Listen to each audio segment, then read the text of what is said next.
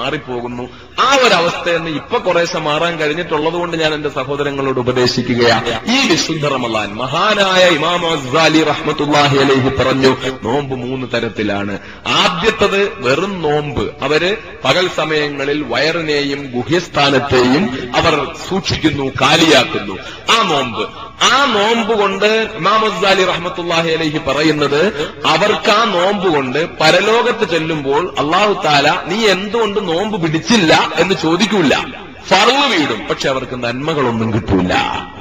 റമളാനിൽ വെറും വായയും വയറിനെയും ഗുഹ്യസ്ഥാനത്തെയും മാത്രം സൂക്ഷിച്ചതുകൊണ്ട് നന്മയൊന്നും കിട്ടൂല. ആ നോമ്പിന് ഫർള് വീടും. പക്ഷേ രണ്ടാമത്തെ നോമ്പുണ്ട്.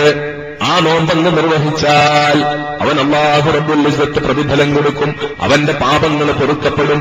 ആ നോമ്പിൽ അല്ലാഹു തആല പറഞ്ഞ ആദ്യത്തെ 10 ദിവസം അവന് റഹ്മത്ത് കിട്ടും, രണ്ടാമത്തെ 10 ദിവസം അവന് മഗ്ഫിറത്ത് കിട്ടും, മൂന്നാമത്തെ 10 ദിവസം അവന് നരകമോചനം കിട്ടും. ആ നോമ്പ് ഏതാണ്? ഇമാം ഗസാലി പറയുന്നു, ആ നോമ്പ് വയറിന്റെ മാത്രം നോമ്പല്ല, ആ നോമ്പ് ഗുഹ്യസ്ഥാനത്തിന്റെ മാത്രം നോമ്പല്ല, ആ നോമ്പ് കണ്ണിന്റെ നോമ്പാണ്, ആ നോമ്പ് കാതിന്റെ നോമ്പാണ്, ആ നോമ്പ് വായുടെ നോമ്പാണ്, ആ നോമ്പ് നാവിന്റെ നോമ്പാണ്, ആ നോമ്പ് കൽബിന്റെ നോമ്പാണ്, ആ നോമ്പ് വയറിന്റെ നോമ്പാണ്, ആ നോമ്പ് ഗുഹ്യസ്ഥാനത്തിന്റെ നോമ്പാണ്, അത് കാലുകളുടെ നോമ്പാണ്, അത് മനുഷ്യ ശരീരത്തിലെ ഓരോ അവയവങ്ങളുടെയും ഓരോ രോമകൂപങ്ങളുടെയും നോമ്പാണ്. ആ നോമ്പാണ് മുഅ്മിനീങ്ങൾ പിടിക്കേണ്ട നോമ്പ്.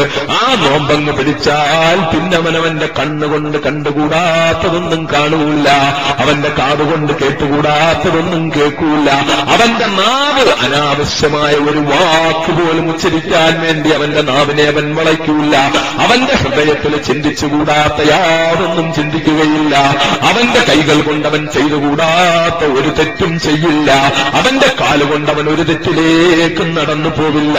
അങ്ങനെ ശരീരത്തിന്റെ മുഴുവൻ അവയവങ്ങളെയും രോമകൂപങ്ങളെ വരെ കാത്തു സൂക്ഷിക്കുന്ന നോമ്പുണ്ട്. ആ നോമ്പാണ് നാളെ പരലോകത്ത് സാക്ഷി നിൽക്കുന്ന നോമ്പ്. ആ നോമ്പാണ്.